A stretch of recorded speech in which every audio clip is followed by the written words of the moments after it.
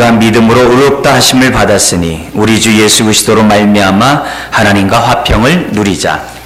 또한 그로 말미암아 우리가 믿음으로 서 있는 이 은혜에 들어감을 얻었으며 하나님의 영광을 바라고 즐거워하느니라. 다만 이뿐 아니라 우리가 환난 중에도 즐거워하나니 이는 환난은 인내를, 인내는 연단을, 연단은 소망을 이루는 줄 알미로다. 소망이 우리를 부끄럽게 하지 아니함은 우리에게 주신 성령으로 말미암아 하나님의 사랑이 우리 마음에 부은 바 됨이니 우리가 아직 연약할 때 기약대로 그리스도께서 경건하지 않은 자를 위하여 죽으셨도다. 의인을 위하여 죽는 자가 쉽지 않고 선인을 위하여 용감히 죽는 자가 혹 있거니와 우리가 아직 죄인 되었을 때 그리스도께서 우리를 위하여 죽으심으로 하나님께서 우리에 대한 자기의 사랑을 확증하셨느니라. 그러면 이제 우리가 그의 피로 말미암아 의롭다 하심을 받았으니 더욱 그로 말미암아 진노하심에서 구원을 받을 것이니 곧 우리가 원수 되었을 때 그의 아들의 죽으심으로 말미암아 하나님과 화목하게 되었은즉 화목하게 된 자로서는 더욱 그의 살아나심으로 말미암아 구원을 받을 것이니라. 같이요.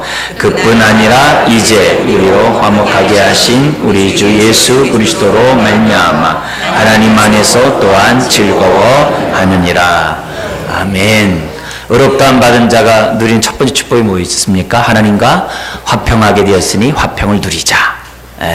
두 번째는 뭡니까? 은혜의 보좌 앞에 우리가 나올 수 있는 신분을 우리가 얻었으니 때를 따라 돕는 은혜를 얻기 위하여 담대히 하나님 보좌 앞에 나아가자. 그래서 예배를 드리려고 마음 먹을 때마다 이제 은혜에 감사하면서 우리가 진문을 나올 수가 있는 거죠. 그래서 교회 앞에 들어올 때마다 우리는 은혜에 감사하면서 들어오죠. 뿐만 아니라 하나님의 영광을 우리가 함께 나눌 수 있는, 하나님의 영광을 볼 뿐만 아니라 함께 나눌 수 있는 그 소망이 우리에게 주어지니 얼마나 감사하고 즐겁겠습니까? 그래서 세 번째 축복은 그 영광을 소망하면서 즐거워해요. 근데 그 소망이 있는 사람은 오늘 이 땅에 살아가면서도 환난 중에서도 환난을 통해 다루시는 손길을 알기 때문에 즐거워해요. 나아가서는 11절에 하나님 자신을 인하여 하나님 자신을 인하여 즐거워하는 사람이 된다는 그런 말씀을 우리가 살펴봤죠. 오늘은 하나님을 믿고 의롭다함 받은 자가 누리는 그런 축복 가운데 특별히 사랑과 연관된 하나님의 말씀을 좀 살펴보려고 합니다.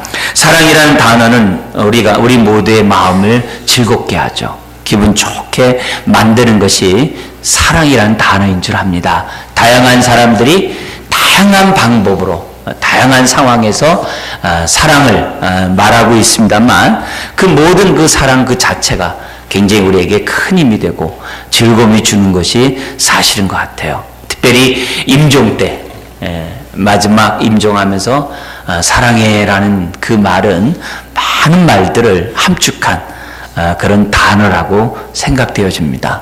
얼마 전에 우리 군대 갔던 우리 형제 한 명이 교회 와가지고 갑자기 목사님 사랑합니다 그래요. 근데 남자애가 갑자기 군인이 충성 뭐 이렇게 하는 게 아니라 목사님 사랑합니다 뭐 이렇게 얘기하니까 이 낯선데 기분이 나쁘지 않아요. 근데 가면서 또 목사님 사랑합니다 하면서 진짜 사랑합니다 그러는데요. 나도 그런데 마음이 좋더라고요. 나도 마음이 참 좋더라고요. 제 아들도 이제 얘기할 때 아빠 사랑해 그 얘기를 이렇게 하면 요즘에 말끝마다 사랑해 그래요. 근데 뭐 자꾸 들으니까 좋아요. 자꾸 들으니까 좋아요. 그러니까 이 사랑이라 이런 단어들을 우리 저와 여러분들이 계속 이렇게 할 수 있다면은 마른 대지에 이게 봄비같이 우리의 마음을 이렇게 촉촉히 적시고 따뜻하게 하는 것이 사랑이 아닌가 이런 생각이 듭니다.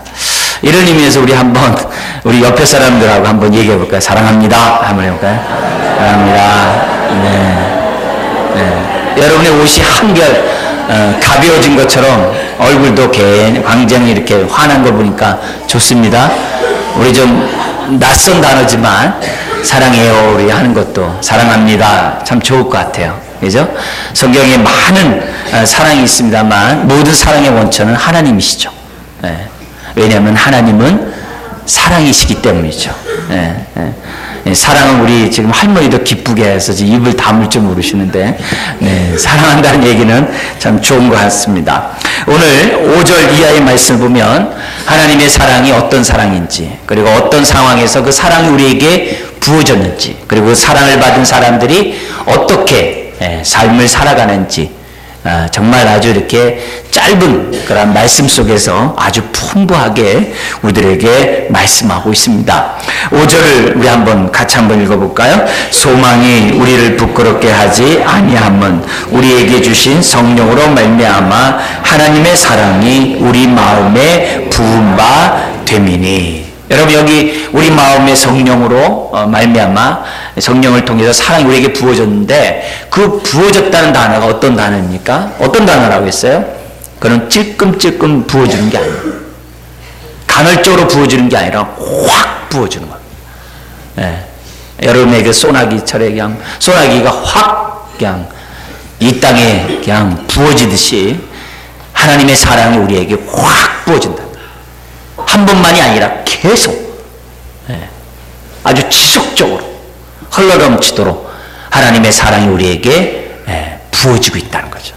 근데 이 사랑이 부어지는 것은 과거 한 번만이 아니라 오늘 이 순간에도, 그리고 앞으로도 계속 하나님은 동일하게 그 사랑을 부어주고 있다는 거죠. 하나님의 사랑은 변함이 없어요. 문제는 뭡니까? 우리의 마음밭에 따라서 그 사랑을 온전히 느낄 수도 있고, 그 사랑을 느끼지 못할 수도 있어요.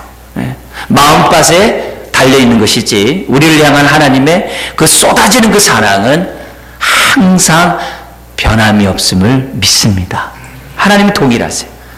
해가 아이긴과 서인을 동일하게 비추고 또 매일 동일하게 비추는 것처럼 하나님의 풍성한 사랑은 오늘도 동일하게 주의 보좌로부터 부어지는 줄 믿습니다. 그래서 그 사랑이 우리에게 부어지면 하나님의 사랑을 깨닫게 돼요. 나를 향한 하나님의 사랑이 이런 사랑이구나. 그리고 나 같은 사람, 자기만을 사랑하고 자기만을 위하고 자기 중심의 사람이었던 내 자신이 하나님을 사랑해요. 하나님을 사랑하게 돼요. 어떻게 보이지 않는, 눈에 보이지 않는 하나님을 사랑하게 됩니까? 근데 성령이 우리 마음에 부은 바 되면 그 사랑을 깨달을 뿐만 아니라 하나님을 사랑하게 돼요. 그래서 하나님을 사랑하는 사람은 자연스럽게 사람을 사랑하죠.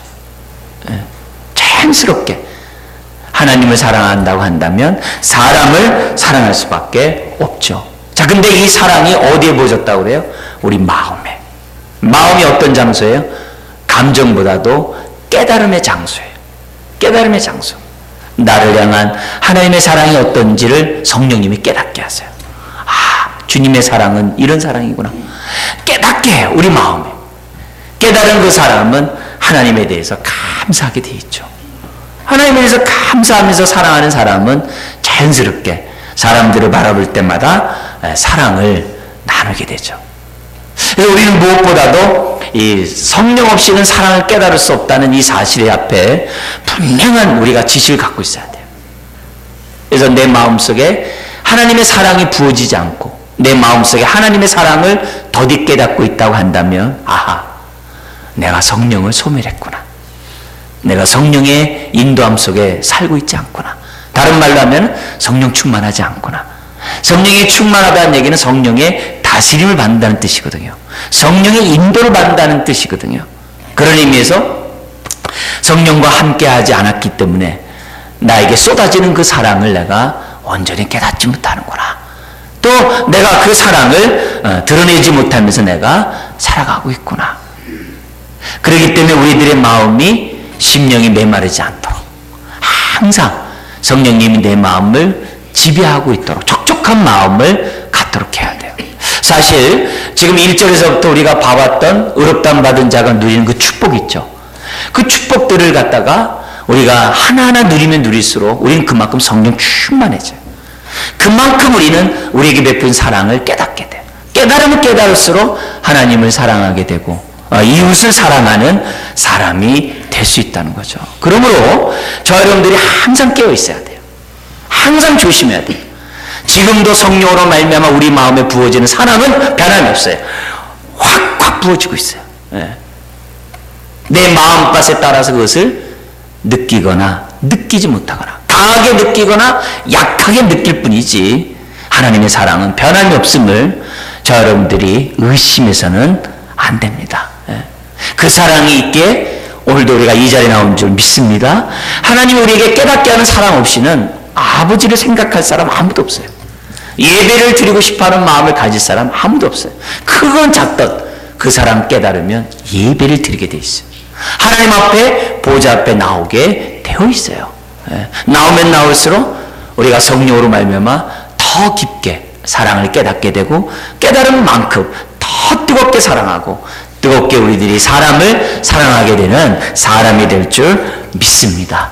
오늘 여러분을 지탱하는 그 힘이 하나님의 사랑이 되어야 될 줄 믿습니다. 과거로부터 지금까지 많은 사람이 그 사랑에 힘입어서 살아가고 있어요.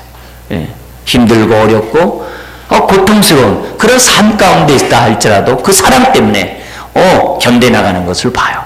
예수님의 명령이 한 120여 가지가 돼요. 주님의 그 명령 그 하나는 우리들에게 영이요 생명이 되고 위로가 되고 우리에게 뭐냐면 깨어나게 하는 명령들입니다. 근데 그런 가운데 서로 사랑하라는 이런 단어들은 한 8번 정도밖에 안 돼요. 한 10번 남짓 정도 실제적으로 이제 단어만 찾으면 한 8번 됩니다. 근데 두려워하지 말라, 담대하라, 안심하라 이런 단어들은 20번이 넘어요. 그러니까 이 얘기는 뭡니까? 많은 경우에 하나님의 사랑이 지금 어떻게 돼요? 계속 쏟아지고 있는데 특별히 어떻게 돼요?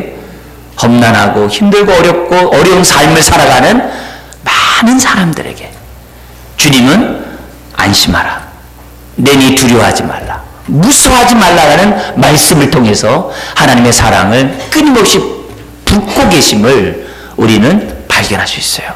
문제는 성령님을 통하여 우리 마음에 부음받은 이 하나님의 사랑의 말씀을 제대로 깨닫지 못하기 때문에 계속 낙심하고 계속 염려하고 계속 두려워하고 계속 좌절하고 계속 사람들이 포기하는 가운데 있는 것이지 내가 지금 현재 나의 삶이 어떠하든지 간에 지금도 끊임없이 쏟아지고 있는 하나님의 사랑을 저와 여러분들이 듣는다면 우리가 깨달을 수 있다면 내 힘든 상황에서도 포기하지 않고 우리가 일어서면서 믿음의 경주를 다할 줄 믿습니다.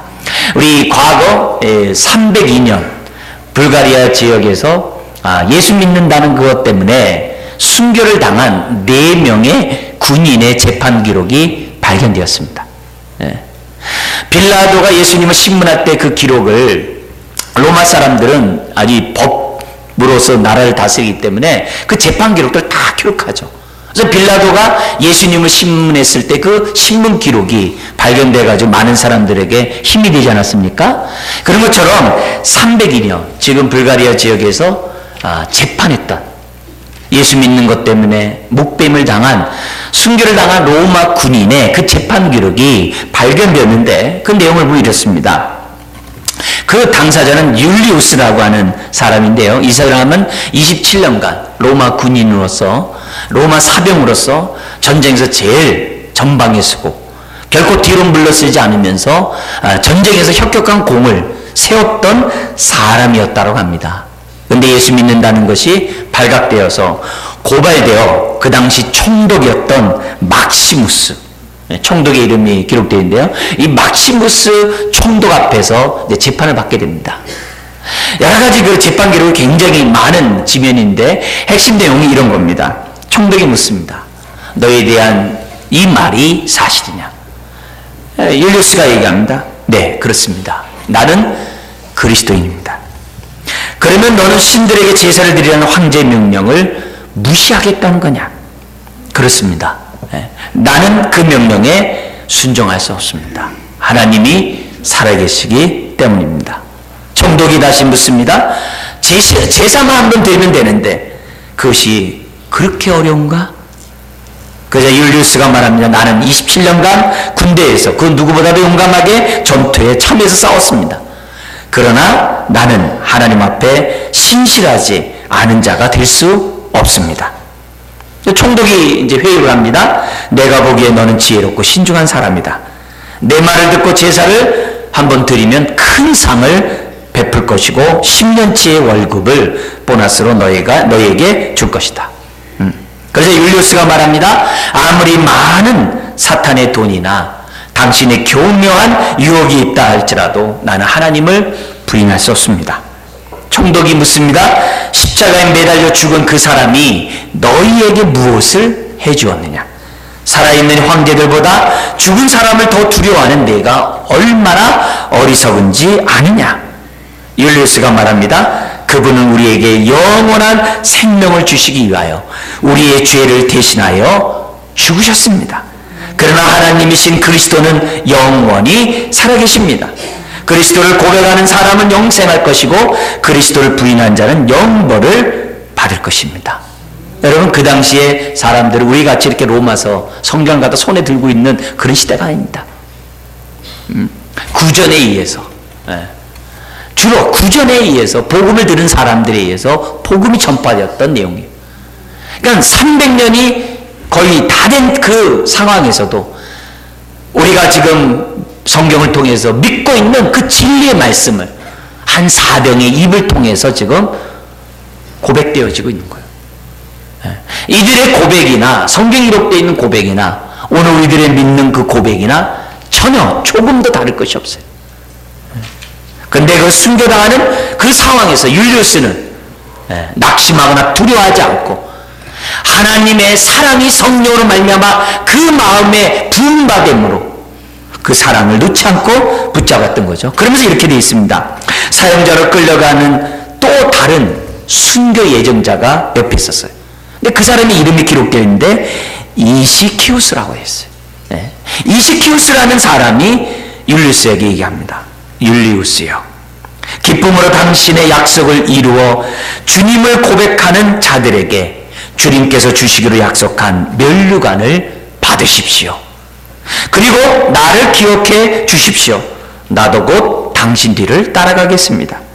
또한 선한 고백, 신앙 고백을 통하여 이미 우리를 떠나 주님께 먼저 가 있는 하나님의 종인 형제, 그 사람의 이름도 기록되어 있는데요, 발렌티누스에게 안부를 전해 주십시오. 그렇게 얘기해요. 그래서 율리우스가 이시키우스에게 입을 맞추면서 말합니다. 형제여, 빨리 오시오. 당신이 부탁한 대로 그에게 안부를 전하겠습니다. 그러면서 율리우스가 이제 순교 현장에 가서 이제 목을 이제 잘리는 이제 그런 자리에 가서 율리우스가 고백합니다. 주 예수 그리스도여, 당신의 이름을 위하여 이 고난을 당합니다. 간절히 바라옵나니 당신의 거룩한 순교자들과 함께 나의 영혼을 받아 주시옵소서. 우리 계시록에 보면 목뱀을 당한 하나님의 그 자녀들이 하나님 보좌 앞에 나와서 하나님 앞에 간구한다고 하지 않습니까? 찬양과 간구한다고 했는데 그런 상황이 지금 뭐냐면 302년 지금 불가리아 그 지역에서 나타났다는 거죠. 여러분, 율리우스가 어떻게 이랬었냐, 이게 성령으로 말미암아 하나님의 사랑을 깨달으니까. 오늘날도 마찬가지입니다. 과거의 율리우스만이 아니라 오늘날도 많은 율리우스들이 있어요. 하나님의 사랑을 깨달으며 포기할 수밖에 없는 사람들이 포기하지 않고 일어서는 것들이 얼마나 많은지 몰라요. 여러분, 성경을 통해서 많은 사람들이 많은 은혜를 받죠. 특별히 주님의 그런 말씀 하나하나들이 영이요 생명이 되는 그런 사람들이 얼마나 많습니까? 왜 그럴까요? 성령님이 그 마음에 그 하나님의 사랑을 깨닫게 하셨기 때문에. 저 같은 경우에도 120번 넘는 그런 가운데 20번이 넘는 그 말씀이 두려워하지 말라, 담대하라, 이런 메시지잖아요. 이제 그런 가운데 은혜 받았던 많은 사람들의 그 신앙 간증, 의외로 많은 분들이 은혜 받았던 성경 구절이 있습니다. 그게 뭐냐면은 남들이 나를 주목하지 않고 내가 하는 일들이 잘 안 되고 내 스스로도 내 자신이 참 부끄럽고 보잘것없고 의기소침하고, 그래서 사람들 앞에서 나설 용기도 없고 앞으로의 삶을 헤쳐나갈 그런 담력도 없고, 그런 사람들이 은혜를 받은 말씀 구절이 있어요. 그게 마태복음 10장 31절인데요. 두려워 말라, 너는 많은 참새보다 귀하니라. 이 참새 이 메시지인데요. 뭐 참새 메시지가 뭐 얼마나 뭐 귀하겠냐라고 느낄 수 있겠어요. 그러나 생각할 수 있겠습니다만, 성령이 그 마음에 사랑이 부음받으니까 이 말씀에 의외로 많은 사람이 은혜를 받아요. 성경에 보면 이렇게 돼 있어요. 한 아사리온에 참새 2마리가 팔린대요.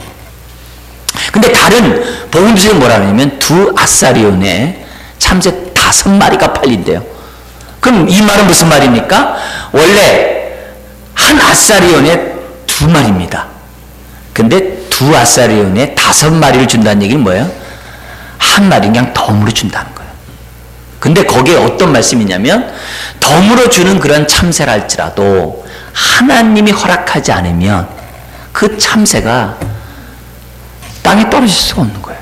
팔릴 수가 없는 거예요. 하나님이 허락하지 않으면. 심지어는 어떤 말씀이 있습니까? 연이어서요. 머리털 하나라도 새 신바 되었다 그랬어요. 하나님이 허락지 않으면 머리털 하나도 땅에 떨어지지 않아요.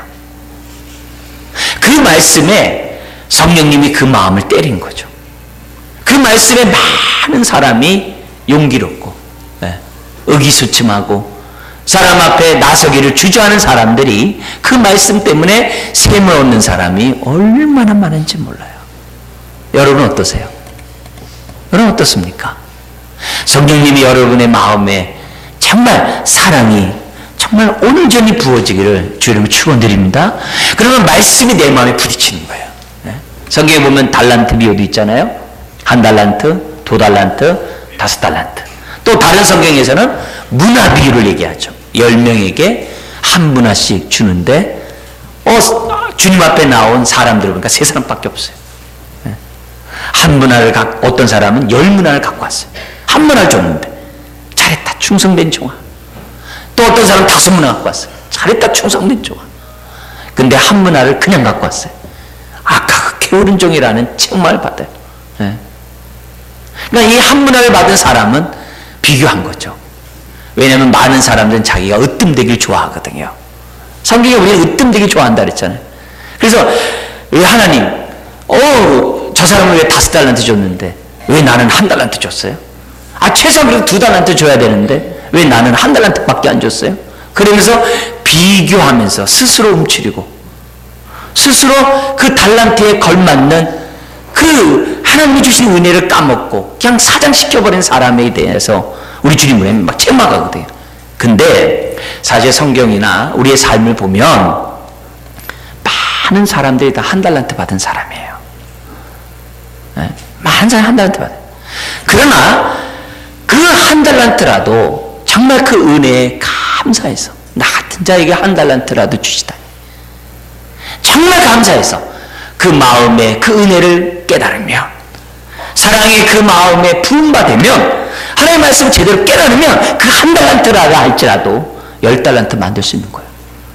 5달란트 만들 수 있는 거예요. 근데 문제는 나머지 7명은 온데간데 없다는 거예요. 1달란트 받았음에도 불구하고 다 사라져버렸어요. 1달란트 갖고 온 사람은 그나마 그들보다는 나아요. 나머지 7명은 온데간데 없어요. 그만큼 사람들이 어떻다는 거예요? 하나님의 은혜를 받았지만은 사랑을 받았지만은 그 사랑을 온전히 누리지 못하는 가운데 살아가고 있다는 것을 우리에게 보여줘요. 여러분 첫사랑만 귀한 게 아닙니다. 하나님의 그 첫사랑은 지금도 계속 이 순간에도 부어지고 있다는 사실에 믿음을 가지시기를 주 이름으로 축원드립니다. 그러면 한 문화 받았어도 우리가 어떻게 돼요? 좌절할 필요 없는 거죠. 의기소침할 필요 없는 거죠. 남들이 나에게 주목하지 않고 남들이 나를 바라보지 않는다 할지라도 나는 뭐예요? 1달란트 받은 사람이죠. 1달란트 받은 사람이죠. 어떤 여가수는 미국의 여가수는 우리 안에 영웅이 있다 이러면서 막 노래 부르면서 막 옥타브 막 노래 부르면서 막 그래요. 그러니까 사람들이 막 열광을 해요. 여러분 실제적으로는 주님이 우리 모두에게 사랑의 씨앗을 떨어뜨린 줄 믿습니다. 우리가 이 사랑을 갖다가 싹이 나오도록 하고 그 사랑이 내 안에서 온전하게 해야 될 책임이 저와 여러분들에게 있는 거예요.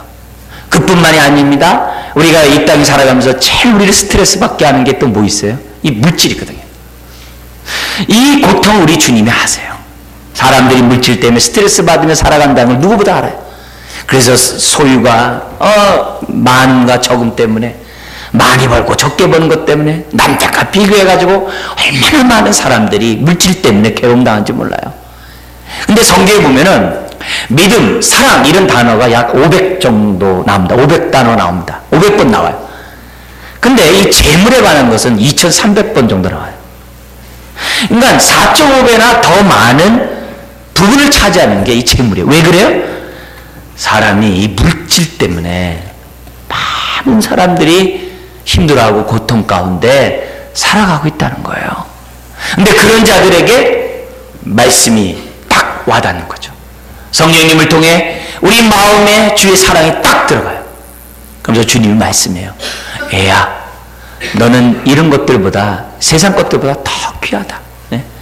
저희 백합화를 봐라. 저 참새를 봐라. 농사를 짓지도 않고 다 살아가지 않냐. 네? 하물며 너일까 보냐. 그 말씀에 마음에 이렇게 하나님의 사랑이 부음받으니까 그 말씀에 딱 깨닫게 돼서 물질 때문에 스트레스를 받지 않아요.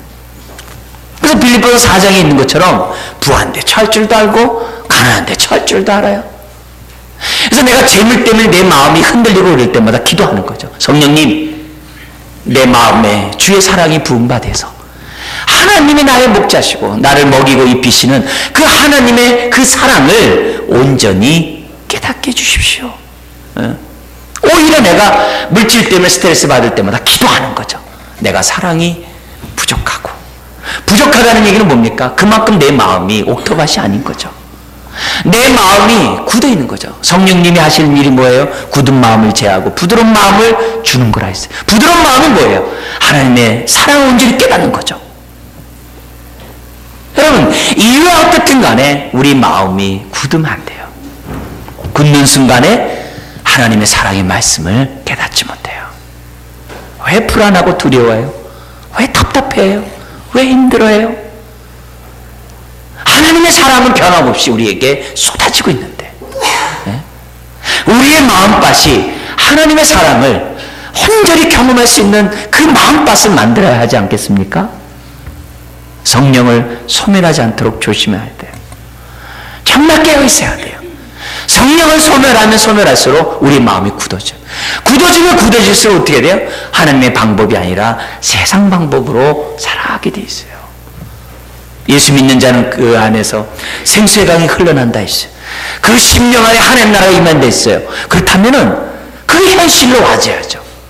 신앙 따로, 괴로움 따로, 정말 하나님의 은혜 따로, 내가 이 땅에 살아가면서 두려움 따로 한다고 한다면 어떻게 성령님으로 말미암아 우리 마음에 사랑이 부어진 것을 누릴 수 있겠어요?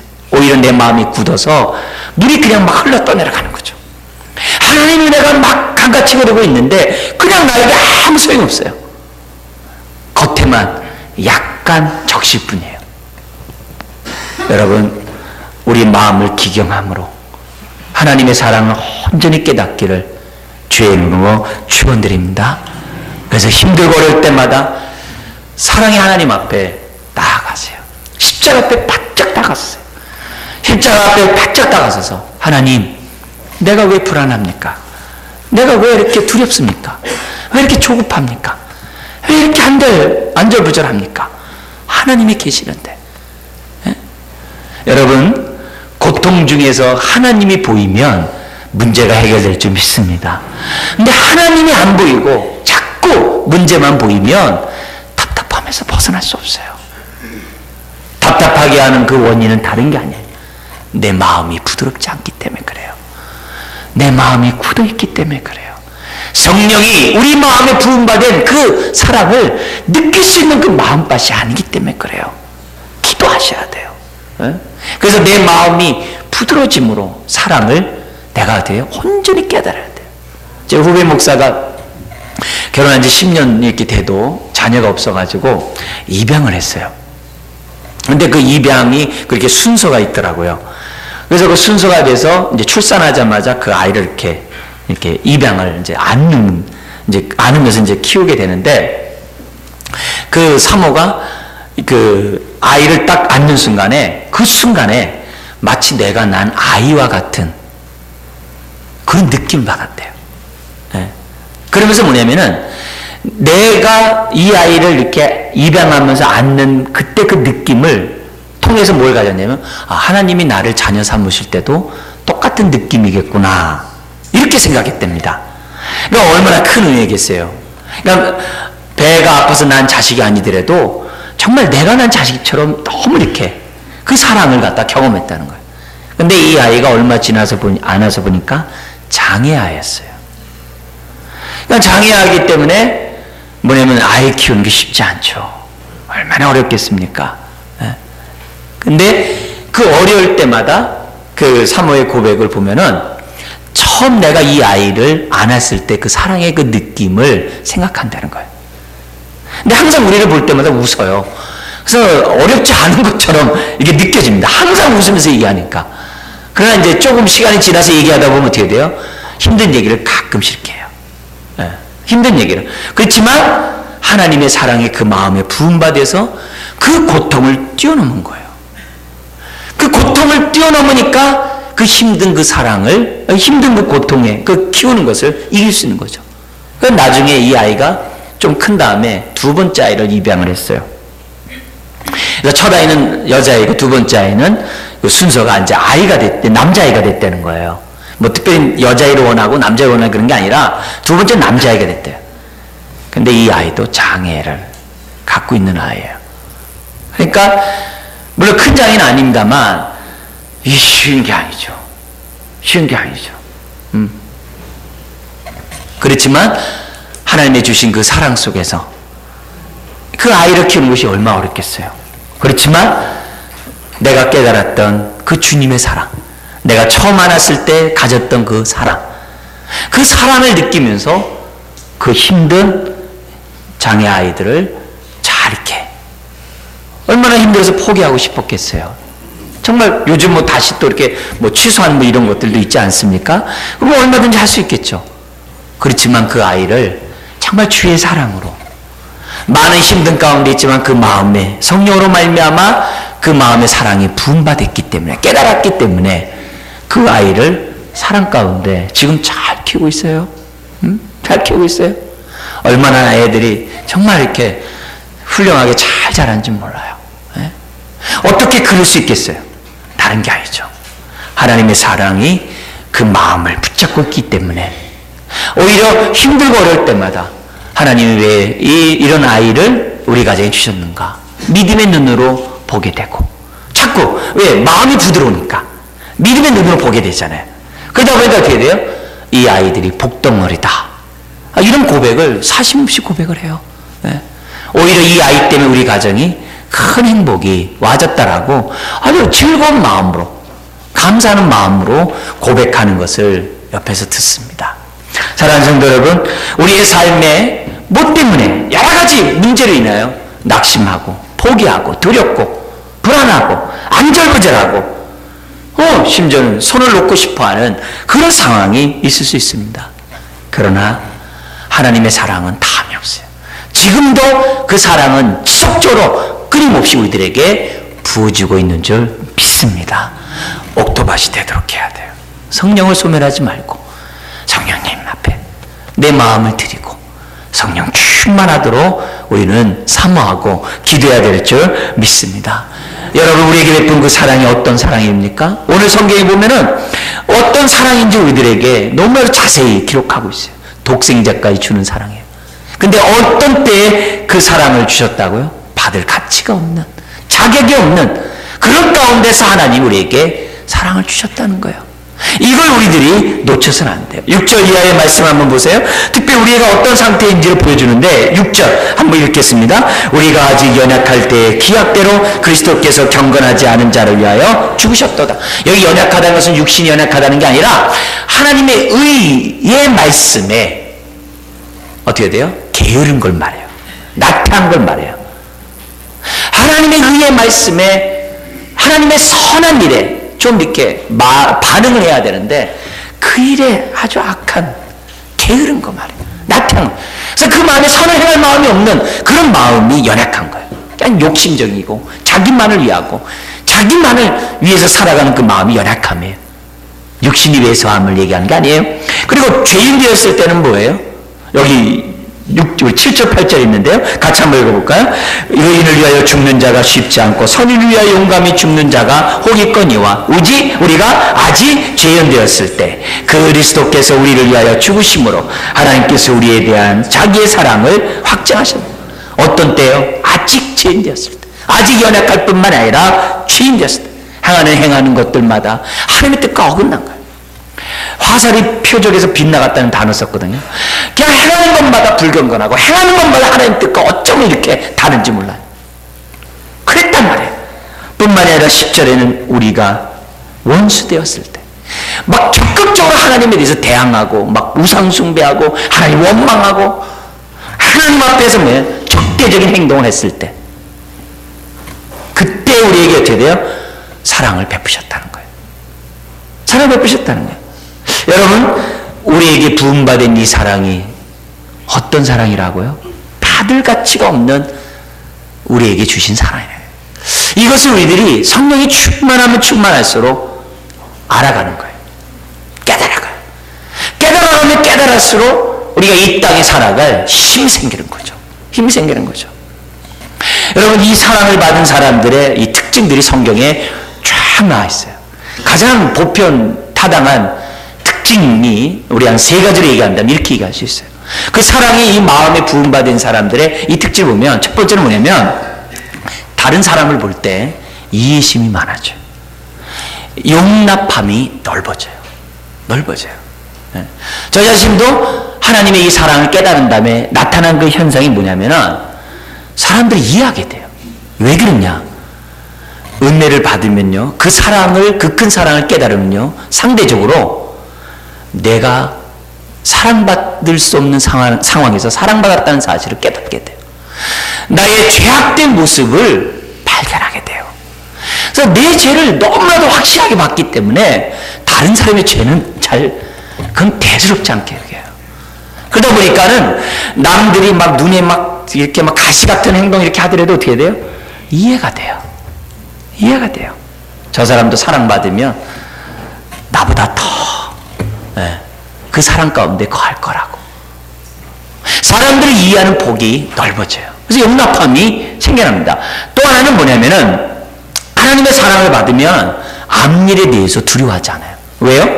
이미 우리는 하늘 보좌의 우편에 앉을 그런 하나님의 자녀가 되었잖아요. 후사잖아요. 그러니까 하나님이 나와 함께 한다는 생각을 알기 때문에 새로운 길을 가는데 두렵지가 않아요. 너무 조바심 내거나 이렇게 정하지 않아요. 그냥 하나님의 뜻이라고 그러면 아멘하고 그냥 가요. 그냥 순종하고 가요. 불확실한 미래 때문에 두려워하고 앞일 때문에 막 괴로워하고 안절부절하지 않아요. 왜? 주님이 함께 하기 때문에. 이런 은혜가 사랑을 받은 사람의 특징이에요. 내일 일은 난 몰라요. 하루하루 살아요. 그런 고백이 그냥 보편적으로 나오고 있어요. 반대로 내가 내일 일에 대해서 막 불안하고 두려워하면 어떻게 돼요? 사랑이 부족해서 그래요. 사랑을 깨닫지 못해서 그래요. 또 하나의 특징이 있어요. 뭐냐면 하나님께 대해서 담대해요. 옛날에는 하나님과 이렇게 하나님 무서웠어요. 막 이렇게 영라대왕 같은 생각이 있기 때문에 무서웠어요. 근데 사랑을 받고 나면요, 친밀감이 생겨요. 하나님을 아버지라 부르는 것을 너무 자연스럽게 불러요. 그래가지고 하나님께 대해서 이 담대한 마음이 생겨요. 아닌가 다를까? 에베소서 3장 12절에 보면은 예수 그리스도로 말미암아 우리에게 어떤 축복이 있다고 그래요? 담대함과 확신 가운데 하나님 앞에 나아감을 얻었다 그래요. 담대함과 확신 가운데 하나님 앞에 나아가야 된대. 우리 요즘 성경 읽기 쓰기 하고 있는 히브리서 4장 16절에 뭐라 그래요? 은혜 보좌 앞에 우리 아까 장면도 말씀하셨지만 담대히 나아갈 것이라. 그래서 하나님의 사랑을 받는 사람의 특징을 보면 하나님 앞에 나갈 때 담대해요. 죄인의 모습으로 이렇게 쭈그리고 이렇게 곁눈질하면서 예배드리지 않아요. 하나님 앞에 멀찍이 떨어지지 않아요. 은혜 보좌 앞에 더 가까이 가려고, 십자가를 더 가까이 붙잡으려고요. 왜? 주의 사랑을 깨달으니까. 내가 죄인 되었을 때도 사랑했는데 오늘 그래도 내가 이렇게 예배드리러 나왔는데 얼마나 더 사랑하겠어요. 내가 원수 되었을 때도 나를 위해서 죽으셨는데 내가 예배드리러 나오는데 얼마나 기뻐하겠어요. 그걸 생각하니까 하나님 앞에 나아갈 때 담대해요. 나중에 주의 보좌 앞에 심판대 앞에 나갈 때 어떻게 나갈까요? 우린 즐거움으로 나간다고 유다서 24절에 얘기를 해요. 여러분 그 즐거움이 있습니까? 없다면 사랑을 깨닫게 달라고 기도해야 돼요. 아주 보편적인 증세입니다. 하나님의 사랑을 깨달은 만큼 다른 사람에 대해서 너그러워요. 악일에 대해서 담대해요. 하나님 앞에서는 더 말할 것도 없이 즐거움으로 나가요. 네? 그게 여기 두 번째 축복이다 그랬잖아요. 어렵다 받은 5장 2절에 은혜 보좌 앞에 담대히 나가는 축복이 있는 거죠. 사랑하는 성도 여러분, 오늘도 8절 한번 다시 한번 읽어볼까요? 우리가 아직 죄인 되었을 때 그리스도께서 우리를 위하여 죽으심으로 하나님께서 우리에 대한 자기의 사랑을 뭐 했다고요? 확증. 이 원문은 확증이 제일 앞에 나 있어요. 확증하셨느니라 이렇게 나와요. 여러분 이 확증은 옛날 믿을 때만이 아니라 진행형으로 돼 있어요. 어제도 오늘도 내일도 계속 내가 너를 사랑한다라고 계속 하나님이 우리에게 은혜를 주신다는 거예요. 그러니까 우리가 정신만 차리고 믿음만 딱 갖고 올바로 주님만 딱 바라보면 되는 거예요. 아, 하나님이 변함없이 나를 사랑하는구나. 여전히 나와 함께 하셔서 나를 지금 사랑하고 있구나. 이것에 대해서 우리들이 확신하고 있는 거죠. 여러분 그 사랑이 오늘 이 자리에 나오게 한 줄 믿습니다. 삶의 현장에서도 여전히 그 확증은 변함이 없어요. 그 사랑으로 일어서십시오. 그 사랑이 우리에게 계속 부음받고 있어요. 십자가를 생각함으로 자유하시고 십자가를 생각함으로 하나님의 은혜를 누리는 저 여러분 되시기를 주의 이름으로 축원드립니다. 기도하겠습니다. 하나님 아버지, 주의 사랑 때문에 10,000달란트 탕감받은 자로서 100데나리온 잘못한 사람들을 용납하게 되는 것이 자연스럽다라고 말씀하셨습니다. 사랑을 받은 사람들이 앞일에 대해 두려워하지 않고 맡기고 나아간다고 했습니다. 사랑을 받은 자들이 하나님 앞에 즐거움으로 기쁨으로 확신 가운데 담대히 나아간다 했습니다. 그 사랑 오늘 이 자리에 참여한 주의 백성들이 온전히 깨닫게 하시고 그 온전한 사랑 가운데 거하는 자녀들 되게 하여 주옵소서. 감사하며 예수님의 이름으로 기도드리옵나이다. 아멘. 찬송가